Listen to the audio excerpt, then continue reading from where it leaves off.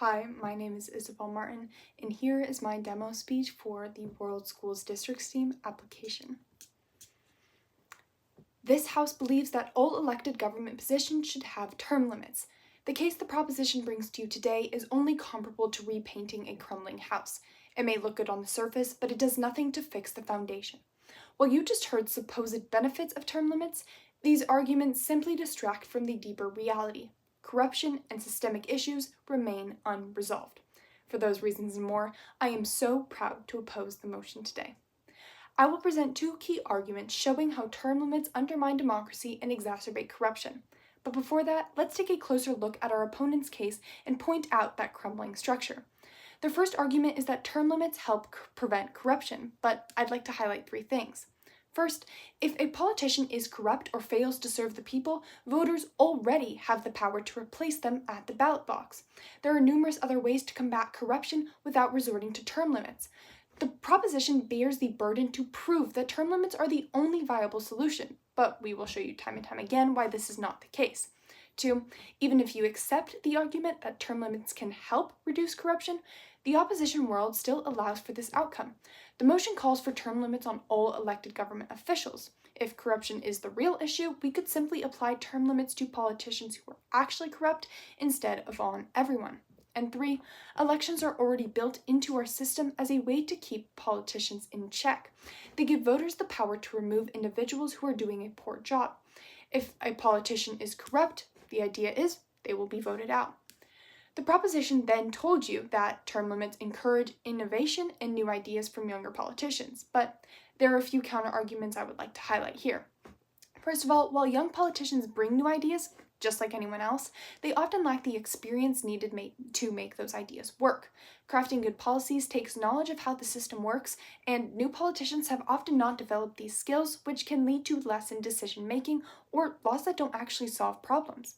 Two, even if you believe new ideas are crucial, term limits aren't the only way to bring new ideas into government. Representatives can still be elected at regular elections without having to be limited to a specific number of terms. And finally, just having new ideas from younger politicians doesn't automatically mean those ideas will lead to good governance. New politicians often don't have the support, resources, or influence to get their ideas passed into law. More experienced politicians will feel threatened by the term limits and the rise of newcomers, which will cause them to be less willing to support these new plans, and instead of creating change, there will be a lack of cooperation where new ideas are ignored or rejected. Now, let's take a look at our case. The best way to achieve long-lasting change that is supported by the public is to pass policies in the public's interest. This can only be done without term limits, and here's 3 points of framing as to why. First, in a democracy, the essence of government is rooted in the principle of voter sovereignty. Voters should have the ultimate right to choose who represents them without limitations. When term limits are introduced, they restrict the people's ability to re-elect leaders who are performing well, undermining the very foundation of democracy. Then, long-term leadership provides the continuity and institutional knowledge needed to address long-term issues. Some of the most important policies in history took the longest time to pass. In the United States, the 19th Amendment took 41 years to ratify. And 3, in the status quo, there are systems in place to keep corruption and abuse of power in check.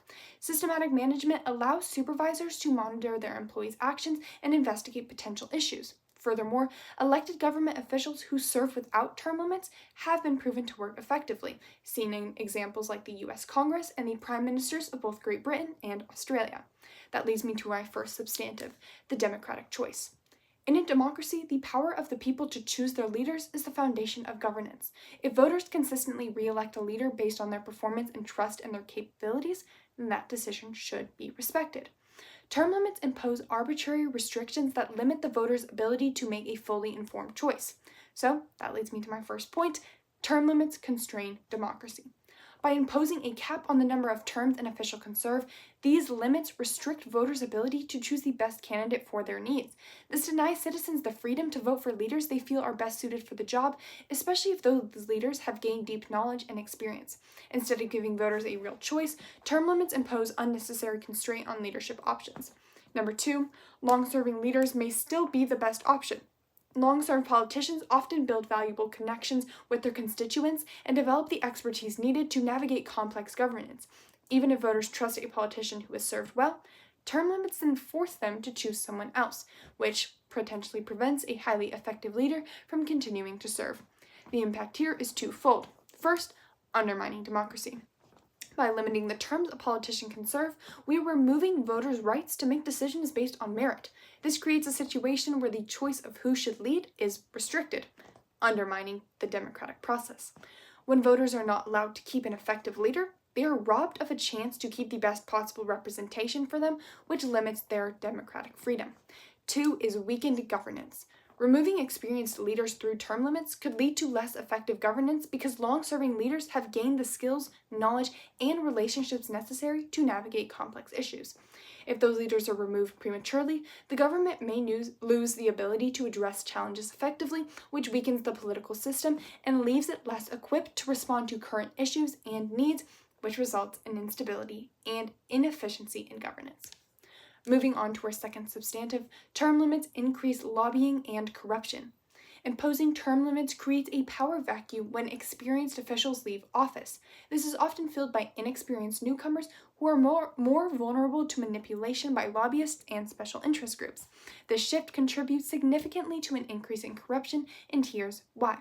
First is that inexperienced officials typically lack the established relationship and trust that more seasoned officials have.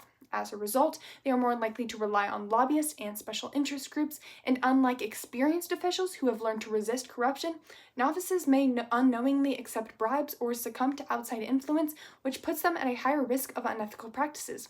2, term limits encourage short-term thinking and corruption.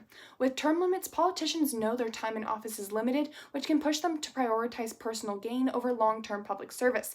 This can lead them to make quick, lucrative deals that benefit corporations or special interests rather than focusing on the greater good. These deals are often tainted with corruption and lack of accountability since they will soon leave office. This has 2 impacts. First, public's interests are no longer represented. As politicians become more dependent on lobbyists for support, they start to prioritize the interests of large corporations, which often hold financial motives over the public welfare. This shift undermines the purpose of elected officials, turning the government into a tool for corporate profit rather than a representative for the people. 2, corruption undermines government integrity. As bribery and corrupt deals become more common, the overall integrity of the government begins to erode. A government where corruption runs rampant loses the trust of its citizens, and this growing mistrust weakens the very structure of government, making it harder to implement meaningful change, and this leads to societal instability and even more effectiveness in government. So, for all these reasons and more, we strongly oppose this motion today. Thank you.